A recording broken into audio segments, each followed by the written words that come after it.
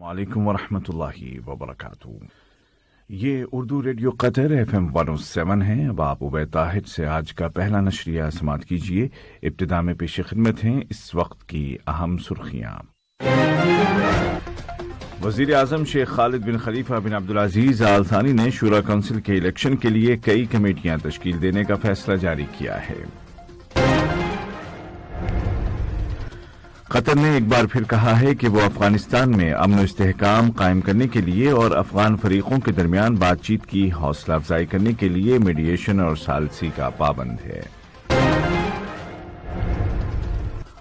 اور دریائے نیل پر تعمیر کیے گئے النہدہ ڈیم کے بارے میں مصر اور سوڈان نے متعدد سفارتی اقدامات کیے ہیں۔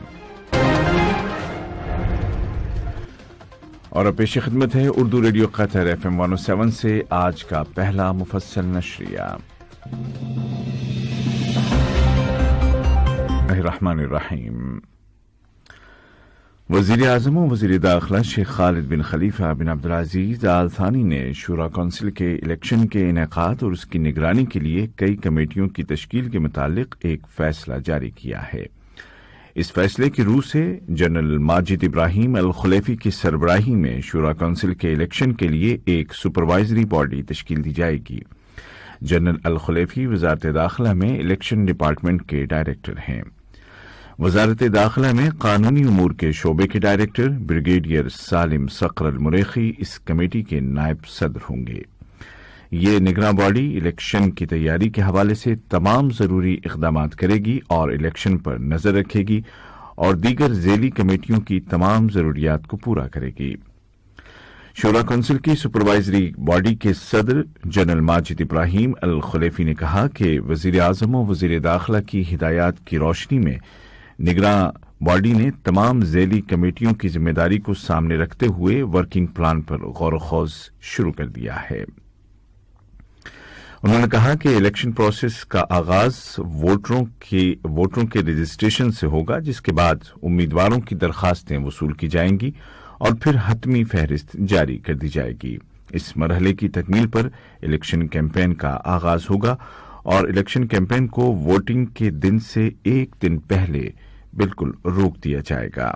انہوں نے کہا کہ الیکشن ڈے سے ایک دن پہلے کوئی انتخابی سرگرمی نہیں ہوگی۔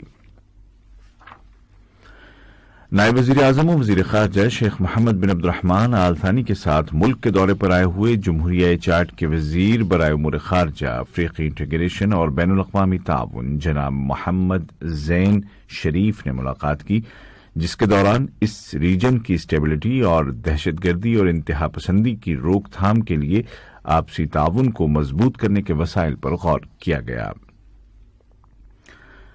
اسی طرح نائب وزیر اعظم و وزیر خارجہ کے ساتھ افغانستان کے لیے اقوام متحدہ کے سیکریٹری جنرل کے ذاتی نمائندے جناب جان ایرنو نے ملاقات کی۔ ملاقات کے دوران افغانستان کی موجودہ زمینی صورتحال کی روشنی میں امن و استحکام کے حوالے سے قطر کی ثالثی یا میڈیشن کی کوششوں کا جائزہ لیا گیا۔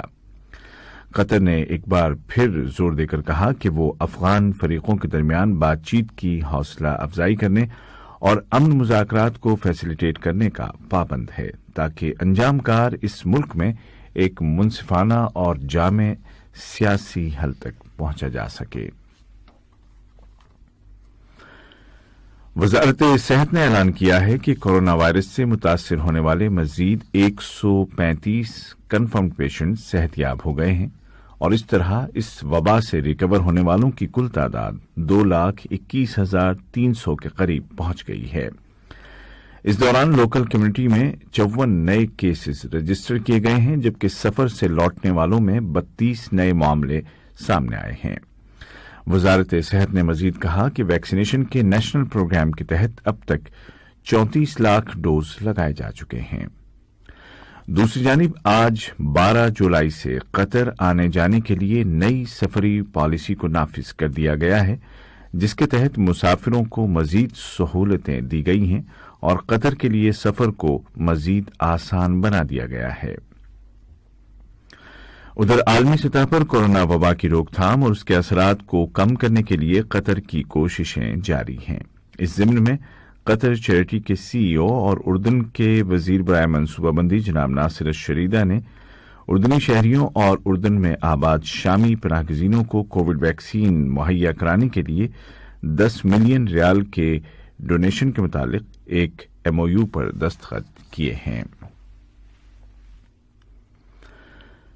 جنوری سن 2020 میں سلطان عمان کا منصب سنبھالنے کے بعد سے اپنے پہلے بیرون ملک دورے میں سلطان عمان ہیثم بن طارق نے سعودی عرب کا دورہ کیا ہے، جہاں نیوم شہر میں انہوں نے سعودی عرب کے بادشاہ شاہ سلمان بن عبدالعزیز آل سعود کے ساتھ ملاقات کی ہے اور دو طرفہ تعلقات کے علاوہ مشترکہ خلیجی عمل کو مضبوط بنانے کے وسائل پر غور کیا ہے۔ دونوں لیڈروں نے ایک دوسرے کے ساتھ ملک کے اعلیٰ ترین تمغوں کا تبادلہ کیا اور تمام شعبوں میں رابطہ کاری کے لیے سعودی عمانی کونسل بنانے کا اعلان کیا ہے۔ یہ خبریں آپ اردو ریڈیو قطر FM 107 سے سن رہے ہیں۔ اسرائیل نے اعلان کیا ہے کہ وہ فلسطینی اتھارٹی کے خلاف تادیبی کارروائیاں کرے گا، کیونکہ بقول اس کے فلسطینی اتھارٹی نے اسرائیل کے خلاف حملے کرنے والوں کو پیسے فراہم کیے ہیں۔ اسرائیل نے کہا ہے کہ وہ فلسطینی اتھارٹی کو ٹیکس کی مد میں ملنے والی رقوم کو فریز کر دے گا۔ باور کیا جا رہا ہے کہ اسرائیل کے اس اقدام سے فلسطینی اتھارٹی کے ساتھ ایک نیا کرائسس شروع ہو جائے گا۔ امریکی وزارت دفاع کے ترجمان نے دھمکی آمیز لہجے میں کہا ہے کہ شام کے مشرقی علاقوں میں امریکی فوج پر کیے گئے حملے کے ذمہ داروں سے حساب لیا جائے گا۔